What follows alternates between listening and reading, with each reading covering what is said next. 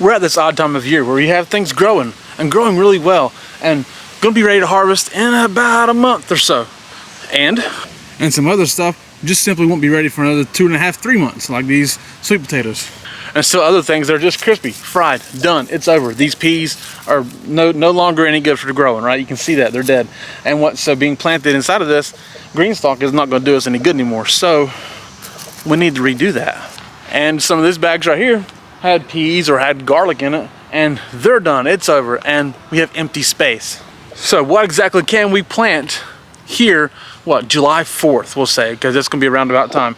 Around July 4th, and still get a harvest. As I showed, these bags had garlic in them or had peas in them, and the peas are done, caused from the heat, and the garlic just was ready to harvest. And so we have time to still plant stuff. First thing you gotta ask yourself is, how many days left in the growing season, right? So here in Southwest Ohio, we're just an average growing season. So we'll say from July 4th, we'll count from July 4th. Just sounds like a nice time. This is before that, but we'll just count July 4th. So July 4th to August 4th is 31 days. August 4th to September 4th is another 31 days. That's 62. So September 4th to October 4th is another 30 days. So that's 92 days. So now October 4th, you start to get hairy, right? Depends on where you're at. And so we'll say we'll go to October 20th. We'll just say 15 more days. So plus 15 days, we had 92. Now our 15 is gonna be 107. All right, yeah, 107. I can add. And but you do have to realize as well that somewhere in the middle of September, especially, that daylight starts to get a little less than is ideal for optimal growing. It will still grow, but just maybe not as fast. So you always have to realize that as well, take that into account. And let's just say that anything that has 90 to 95 days to harvest, you can still plant. Especially, by the way, if they're like carrots, okay? Carrots is one for sure. That can handle cool weather. So carrots you can easily plant right now because they like the cool weather. If it gets down and even if it gets a little frost, the carrots can be just fine. So that's something to take into account as well. Now what we're going to do here is plant these Yukon Gold potatoes. These are just Yukon Golds that we had bought at Whole Foods and had sprouted. And you see all kinds of sprouts on them. We're just going to plant sprouts up there. We'll say that's good, right? Yeah, sprouts up there. And we'll say sprouts up here-ish, right? That looks good. Need those sprouts up. And we'll say sprouts up right here. That looks good. So we have 9 sprouted potatoes that we can plant, okay? Some are bigger, some are little. We're just planting the whole ones, not cutting them up. It's okay. We could cut those and get more plants if we wanted to. We're not worried about it. So what we're going to do though is plant 3 per 15-gallon grow bag, okay? So our rule of thumb is plant 1 seed potato per 5 gallons of soil, right? So we're going to put 3 in 3 different 15-gallon grow bags. You see there's a little bit of something green in there. That's just some kelp meal. All right, you do need to re-fertilize your soil especially if you've used it for something already. If it's already had something grown in it, re-fertilize it. So we put some kelp meal in there, and we should put bone meal in there. I'll be honest with you, but we're out of bone meal. We'll have to go get some and put it in there later. But should be kelp meal and bone meal for sure, and maybe even a little blood meal for nitrogen. Another thing we love to grow and plant this time of year are these Blue Lake bush bean seeds. They're so easy, and it's like Angela cleaned out the peas out of these green stalks because they're done, right? But now it's so easy to take these Blue Lake bush beans, and they're 60 days to maturity. Right here it tells you on the front. And by the way, if you're going to look into buy bean seeds in bulk, get them from Haas, the best price there is. To be honest with you, we're not affiliated with Haas, okay? We're not trying to just boost their business. We're just telling you as a consumer, it's best to get them from Haas if you're looking to buy a bunch of bean seeds. And you can just take them, put 2 in each hole. In a GREENSTALK, you just put 2 in each hole. 1 there, 1 here. You get 30 plant spots in each one by doing that. So just put 1 there, cover them over, and water them in. By the way, you can put those in a raised bed or wherever the heck you're looking to put them, but it's a good way to use these GREENSTALKs. And right now, July 2nd through July 11th, 2024, GREENSTALK is having probably their biggest sale ever. Okay, so 10-year anniversary sale, and everything is on sale. All right, so you gotta have the 5-tier original or the 7-tier leaf in any color, any design, so basket weave or regular.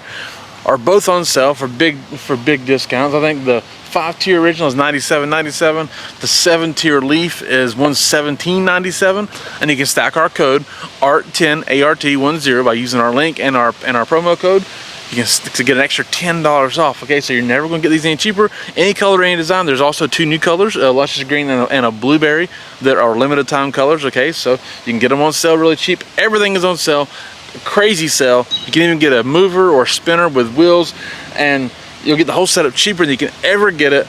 So go check them out before July 11th is over. Okay, another great vegetable to plant right now, July 4th or thereabout, right?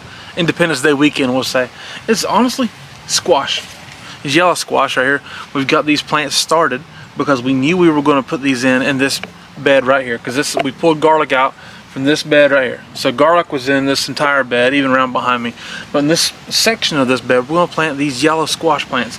It's good to have yellow squash. It's like we already have some in a raised bed over on the other side of the yard, but it's really good to have another planting of them. A lot of times squash bugs will take over and will go on one side of the yard, and if you kind of put squash late on the other side of the yard, maybe they don't go to those because you've already got squash bugs going one way. So if you kind of cycle them out and go across the other side of the yard and put some squash down there, you kind of get away from the squash bug infestation by doing so, at least maybe for a time being.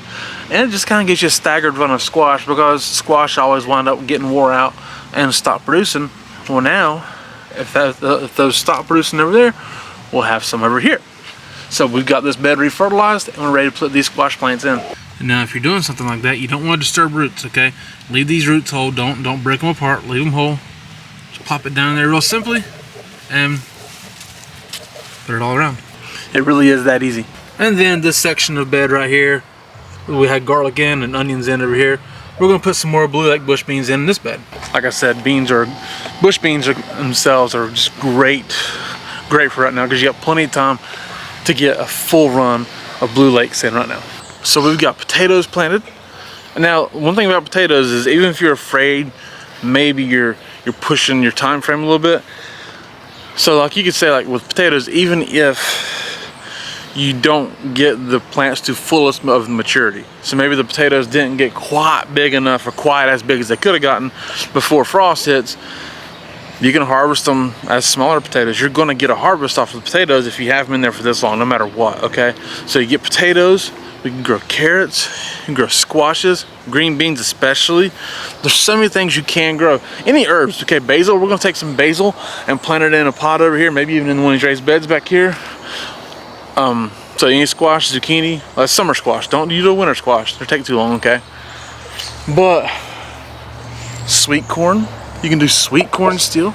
All right, hey, sometimes right now, you can go down to your Tractor Supply or Lowe's or whatever, stores around, or maybe in a local nursery, and they might have their tomato plants on clearance because it's way too late.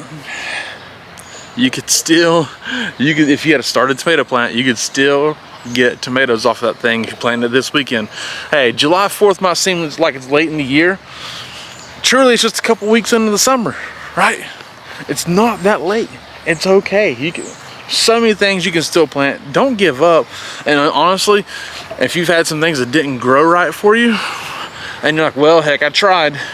It ain't over, bud. You can keep going. You can keep trying.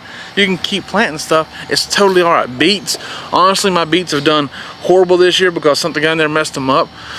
If I wanted to keep going, which I think we're going to survive on them anyways, but like if I feel like redoing the whole thing, I still have time to redo the whole thing. It's okay. We got a couple zucchinis that look like they're just getting on our nerves. We can start them over. We still have time to start over. It's fine. Truly, the only things I wouldn't really start over on would be like melons, winter squash, sweet potatoes. You know, those types of things take a long time.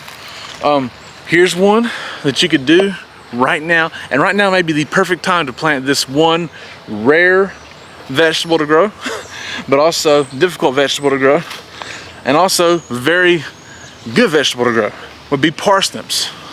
Parsnips take an extraordinarily long time, at least 4 months, maybe longer, okay? But they like to be finished in cold weather. So they need warm weather to germinate and start growing. but they like to be finished in cold weather, okay? So now parsnips can get really big, so you're gonna need a deep container, all right? Or you can get there's some varieties of parsnips you can find that are shorter. But right now is the time to plant parsnips. If you don't like them, maybe you hadn't tried them. It's not commonplace, right? But they're delicious, they're amazing, super good for you, and be really awesome to show somebody. Let's say in December, you've had a frost, a hard frost, maybe a little freeze, and you go out to your yard and you pull out this big massive root and say, hey, look what I grew, right? And people will be amazed by it. Parsnips, right now is the time to plant parsnips if you want to do that. So thank you guys so much for watching. I do appreciate it. My name is Jason. This is Art of Creation Homestead. We love y'all. God bless you and goodbye.